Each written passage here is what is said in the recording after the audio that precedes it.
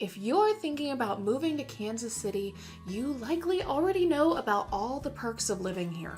Affordable housing, friendly people, and your choice of city or suburban life. But today, we're letting you know the 7 biggest cons of living in Kansas City because, yes, we live here, we love it, but it's not perfect. Every city has its trade-offs, and if you're thinking about moving here, it's important to know the whole story, not just the shiny parts.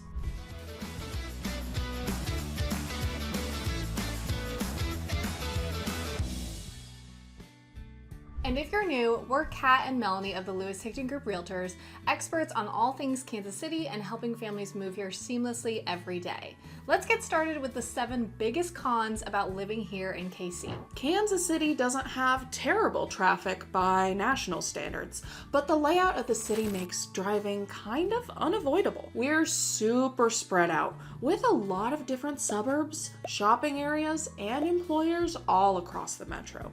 Most people commute 20 to 40 minutes each way, not because of traffic jams necessarily, but because everything is so far. And the highways, prepare to be confused at first. The same stretch of road might be called I-35, 71 Highway, Bruce R. Watkins, and the Paseo, all within a few miles. Navigation apps help, but it takes a while to figure out the shortcuts and which interchanges to avoid during rush hour. Traffic usually gets pretty heavy around 4:30 to 6:30 p.m., especially near downtown, the plaza, and along I-435, I-70, and 470.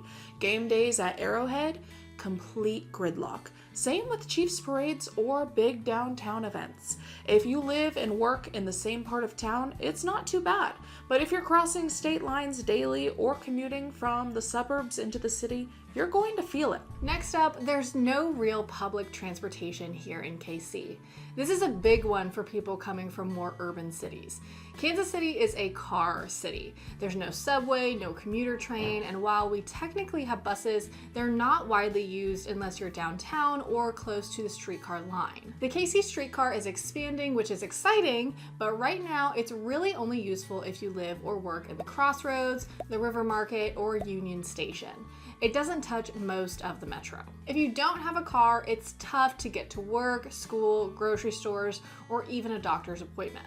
Most neighborhoods aren't walkable in the traditional sense, and rideshare costs can add up fast. So unless you're living right in downtown, having at least one vehicle per household isn't optional, it's essential. This one actually surprises a lot of newcomers. While home prices in Kansas City are still lower than national average, the property taxes can sneak up on you, especially in places like Johnson County, Kansas.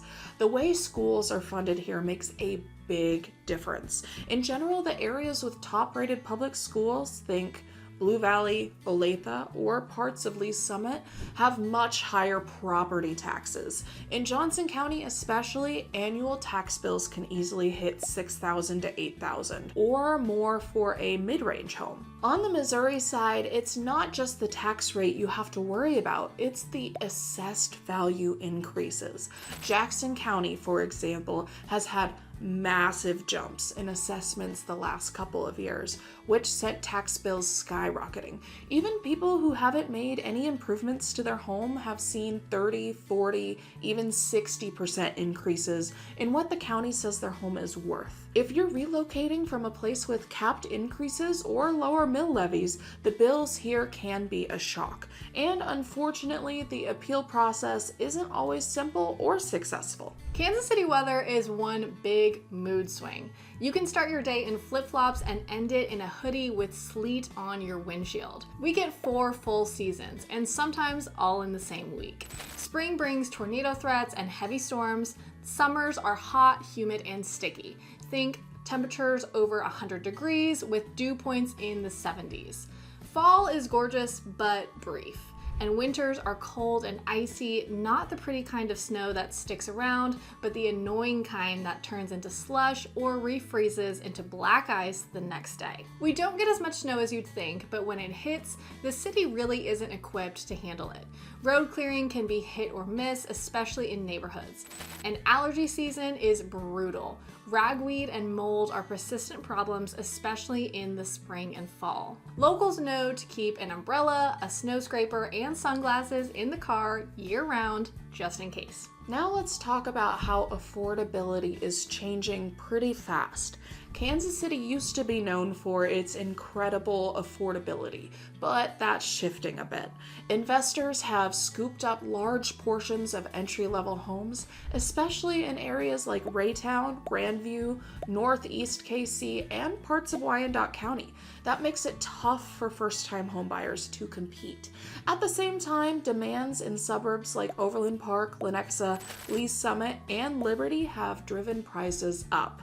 Combine that with rising interest rates and limited inventory, it's not unusual to see homes under $300K get 10+ offers. Rent isn't immune either. It used to be easy to find a nice rental for under $1,200. Now in many areas, you're looking at $1,600 to $2,000 a month for a basic 3-bedroom home, sometimes more. The good news, if you can get in now, you'll likely build equity fast, but you'll need a strong strategy and possibly down payment assistance or creative financing, which we help our clients utilize all the time. Next up, in Kansas City, you may have to build your own social bubble. Kansas City isn't like Chicago or Denver where you have one big centralized hub. It's more like a patchwork of mini cities, each with its own downtown, vibe, restaurants, schools, and local pride. Brookside, North KC, downtown Lee's Summit, Westport, and Liberty, they're all cool in their own way, but they're not connected. There's no easy way to bounce around unless you're willing to drive. This means your experience of Kansas City is totally shaped by where you live. If you're in Johnson County, you might never head to the Crossroads. If you're in the Northland, you might spend all of your time in Zona Rosa and Parkville. It's not a bad thing, just different. You'll find your go-to grocery store, gym, coffee shop, and taco spot and probably stick to it. That also means doing your homework before you move is super important. Now coming in at number 7, this one is a little sensitive, but it's important to be honest about.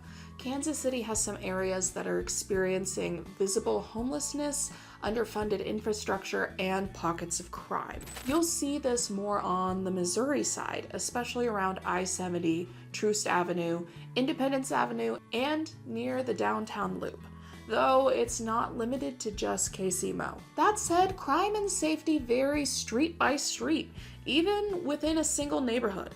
One block can feel totally different from the next. It's not something I'd say you should be afraid of, but definitely something to research before choosing where to live. The good news, Kansas City also has incredible communities, people who care deeply about their neighborhood, and a ton of organizations doing real work to improve things. If you're relocating here, working with someone who knows the neighborhoods, not just the zip codes, makes all the difference. Kansas City has heart. We have personality. Kansas City has great food, friendly people, and neighborhoods that feel like home. But like any city, it comes with some challenges. The goal of this video isn't to scare you away from Kansas City, it's to help you make a smart decision. And if Kansas City still feels like the right place for you after hearing all of this, we'd love to help you make your move here. Drop your questions in the comments and reach out if you want help figuring out where to live and how much home your budget will get you here in Kansas City. Subscribe for more insider videos about Kansas City life and real estate. We are Kat and Melanie of the Lewis Higdon Group, and remember, there's no place like home here in Kansas City.